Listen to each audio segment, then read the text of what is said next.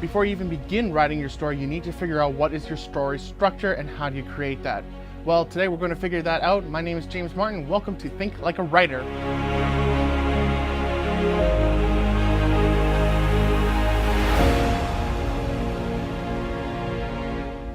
So creating a story structure is very, very important because it gives you a solid foundation from which your story is going to develop.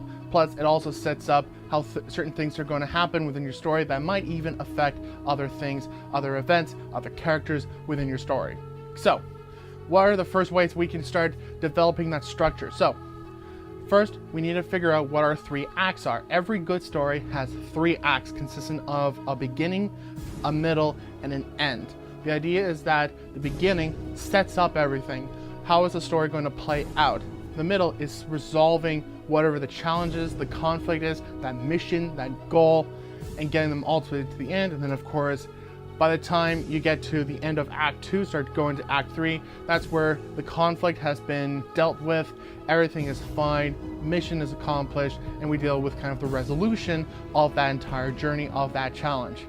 The next part you want to figure out is, now that you've got your 3 acts, now what are the individual scenes that are going to deal with each individual act?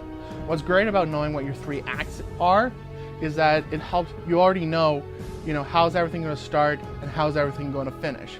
So you can start having those scenes at the beginning that create everything, that start off and give us an idea of what that challenge is.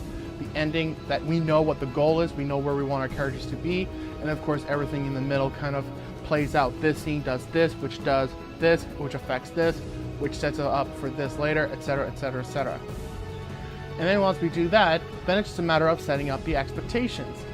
So if our character is going to go out on a journey and do whatever it is that he's doing, how is he planning on doing that? What are the obstacles that are going to be in his way?